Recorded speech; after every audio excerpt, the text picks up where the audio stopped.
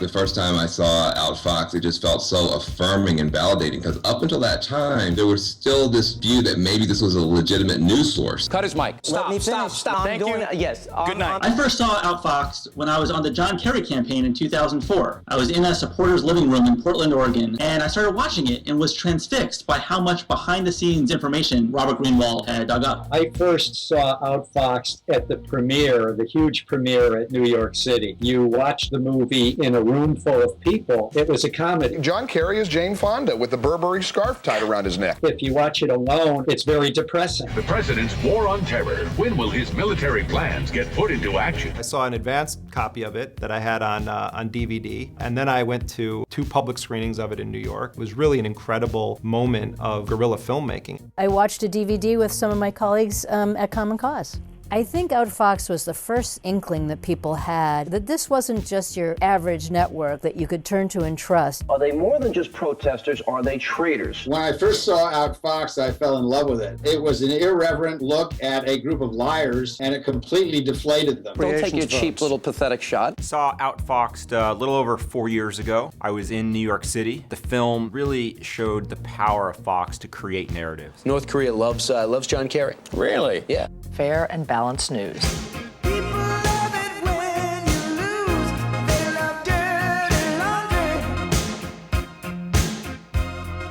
I truly can't believe it's been 10 years since we released Outfoxed. For 25 years, I worked in commercial film and television, but I never had the experience that I had with Outfoxed, where you make a film and people come up to you and they say, thank you. Thank you for putting together the truth in a way that I can understand and relate to. This is hard to remember, but back then, Fox was often driving the media conversation. Fox would take a subject on. Is Senator Kerry guilty of flip-flopping? And they would stay on it. Kerry's flip-flopping. He's an opportunistic flip-flopper. John Kerry flip-flops. And then you would see all the other networks picking it up. Such a flip-flopper that even Kerry can call you a flip-flopper? Yeah, and we've done a great job painting John Kerry as a flip-flopper. Flip-floppers. Kerry just couldn't overcome that tag. If we could make clear that they were not a news network, but in fact were a biased source of information. It's a poll showing Kerry with a 4 or 5 point lead. Down goes the market big time. We hoped we could help bring that practice to an end. Outfoxed was the first time that somebody just said, look, the emperor has no clothes. Murdoch is butt naked. This is not real news. John Kerry has Kim Jong-il on his side, Barbara Streisand. What could go wrong? There's been a sea change in terms of how Fox is perceived. They're pretty much seen now universally as a right-wing mouthpiece. It shows one thing, the weakness of John Kerry. The movie really helped people understand how much a biased media outlet like Fox News could have a huge impact on our public policy and decision-making. I'll tell people about Outfoxed today, and they're like, yeah, I mean, everybody knows, like, Fox News is conservative. I'm like, yeah, you want to know why? It was because of that movie. Boy, couldn't you just see the elite media tremble over that one? In order to make this film happen, somebody had to watch Fox News 24/7. I knew it wasn't going to be me. We needed some volunteers obviously to look at and watch Fox News. Through the incredible help of Move On, we found these amazing women all over the country who later became the News Hounds. We had about sort of 20 or so that were actively watching footage and sort of reporting back what they'd seen on little spreadsheets. We literally set up, I think it was a bank of 6 or 7 DVD players that were copying Fox News 24/7. And I assigned each one a different time or a different program to watch. It's been like so far to be watching Fox News for 3 straight weeks. I feel for the people that watch it all the time. I mean, they're really getting brainwashed. You're watching Fox News, real journalism, fair and balanced. I had no idea what I was getting myself into. I was bowled over by the bias that I saw in the so-called straight news. John Kerry was scaring old people as usual. But what we noticed as we were doing the research, themes were emerging. One of the memes, I think it's even in the film, is John Kerry French? John Kerry looks French. Kerry, the man who would be America's first French president. Good afternoon, everybody, or as John Kerry would say, bonjour. We called them buckets, right? So things that we were looking for. And as they were watching, they would identify new buckets. It's like the some people say, that was one of the news hounds found that. How did Fox always find a way to get in their opinions? And it was very simple. Some people say, never a quote, never an authority, never a source. Some people say supported by Iran. Some say, I've heard a couple people say. Some people say. Well, some people say. Some people say. Some say. Some people say. Shut up.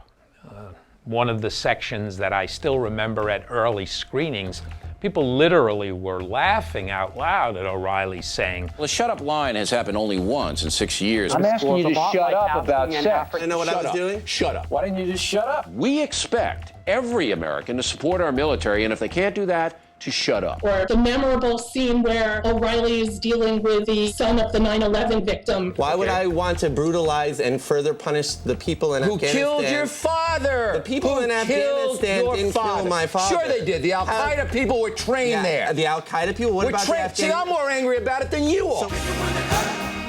That's here on the Fox News Channel. the key thing that we were going to do with this film was show, not tell you, in Fox's own words, how they manipulate. George W. Bush deserves a second term.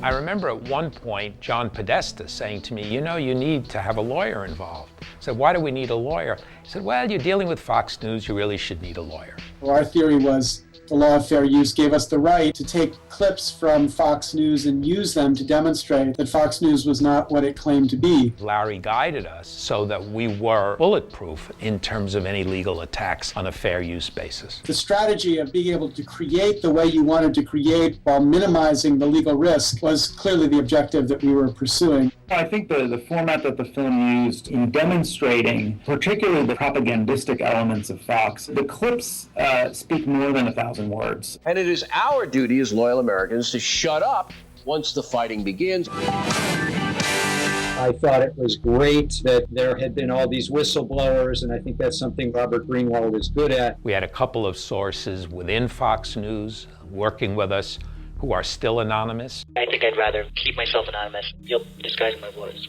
If you challenge them on their attitudes about things, your history.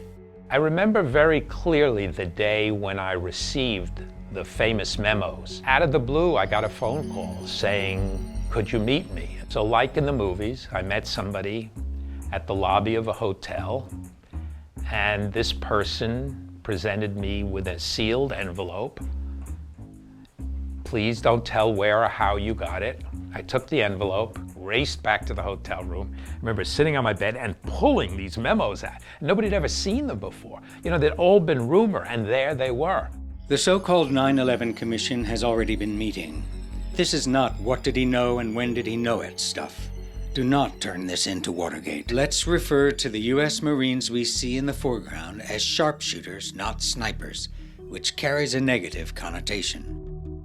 In order to reach the millions of people that we wanted to reach, without money, without resources, we knew we had to create new distribution using the magic of this new thing called the internet. We didn't need to go through any of the traditional gatekeepers. We were selling DVDs online. We were arranging house parties through websites. I remember it was Eli Pariser, who was at MoveOn at the time, emailing me and suggesting this idea of house parties. People going to open up their home to strangers to show a film? And he said, yeah, I think our members would really like it.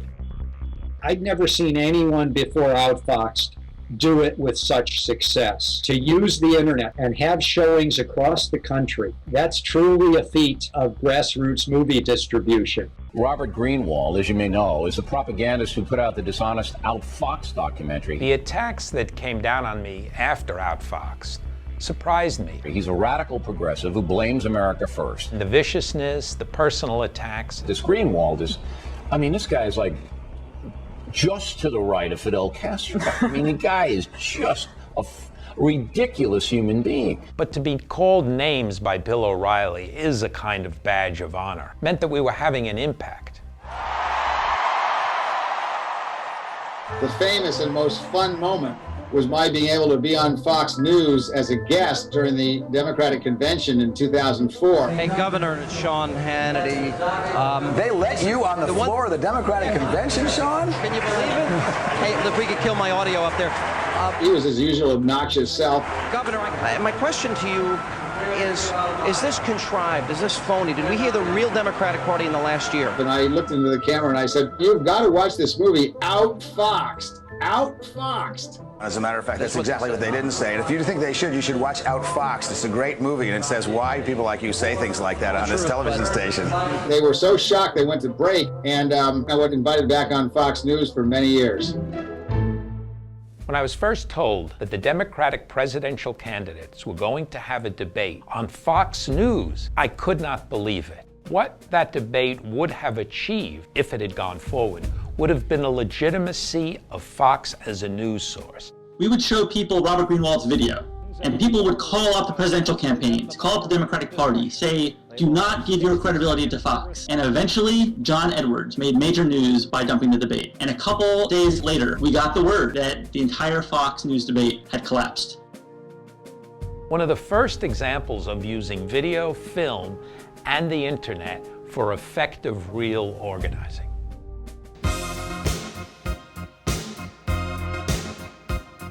If I were running Fox, the first thing I would do, I would run those color bars from the 1970s. You know, when the TV stations would actually go off, that's what Fox needs. 24 hours of color bars for another 20 years to make up for all the damage they've done. If I had the opportunity to run Fox News, I'm going to have truth in advertising. And I'm going to say we are actually unfair and unbalanced.